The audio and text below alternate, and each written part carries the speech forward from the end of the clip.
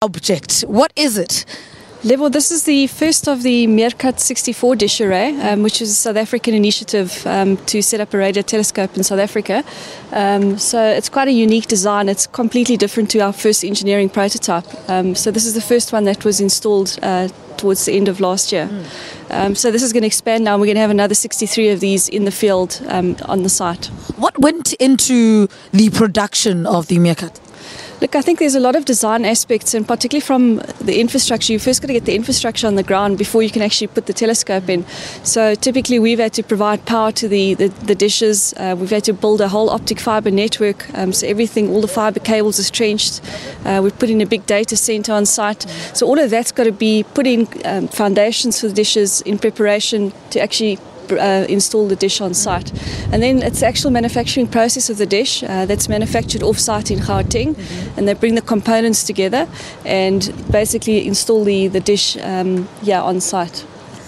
Can we already talk about SKA phase 1 with this done? Yeah, absolutely. At the moment we've just finished the prelim design of the SKA 1 infrastructure, and in fact we passed our prelim design review in Manchester last week.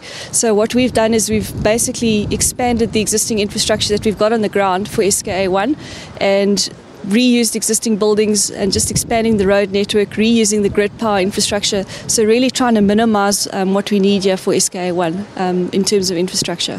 What kind of skills are we talking about here that went into the construction of this dish? Yeah, Lebo, look, there's skills for infrastructure and there's skills for the dish. When you talk about skills for the dish, you're talking everything from RF engineering to mechanical engineering, electronic engineering, electrical engineering. If you talk about infrastructure, we're talking artisan skills in terms of construction, right up to the built environment skills, architects, quantity surveyors, etc. Yeah. Let's talk about the benefits for the local community. How have they benefited from this?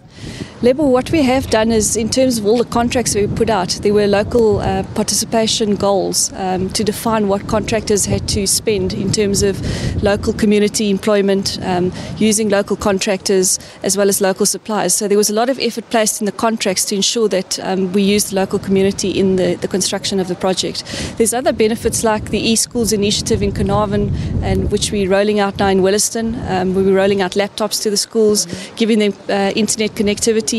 We're looking at other initiatives in the town now in terms of the upgrade to the hospital as well. So there's quite a lot that's happening in terms of collateral benefits. And I mean, this area is very remote, very inaccessible. What role does that play in the success of what we're trying to achieve here? Well, I think the idea is this is a pristine site in terms of radio astronomy, and as you know, there's no cell phone signals here on the site, and we really need to maintain that pristine environment to operate the radio telescope, and that's why we're so remote. There's a low population density in the Northern Cape, and that also adds to the advantage to operate a facility like this.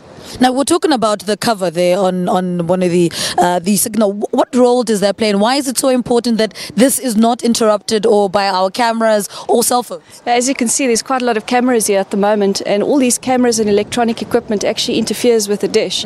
So what you see, that black little cover there is a little blanket over the receiver to protect the receiver from any interference. And it's typically in a day like this where there's lots of cameras happening, so we're trying to protect the instrument from any interference. All right, so we need about 64 of these dishes. How soon can we expect this whole field to be filled with these dishes? And now that we've gotten over the baby steps and the construction has gotten all right, how soon can we expect those to be up? Look, I think, Lebo, the big thing was with the first two dishes to ensure proper verification, and then obviously you improve your production process. So there's quite an aggressive schedule now to roll out the 64 dishes by the end of the first quarter of 2017. So that's for Meerkat, and then immediately after that we're going to start the construction of phase 1 from 2018. So it's going to be a continuous rollout of dishes, and what they'll do is they're going to literally put SKA 1 on top of Meerkat, and then just increase the density. So it's going to be a field of dishes on the site. All right. Tracy, thank you so much for talking to us. Tracy Cheatman is the SKA South Africa Infrastructure Manager, taking us through what exactly it is going on in this area that we're in. One of the dishes we'll try and give you all the beauty shots as much as we can, just to give you an idea of what is going on today. Remember, the Deputy President of South Africa, Cyril Ramaphosa, is going to come here to see the progress. What is going on in Meerkat? What is happening, in fact? So we'll try and unpack it for you. For people like me who have no idea about science or astronomy or stars or galaxies, we'll try and make it as simple as possible. Now, let's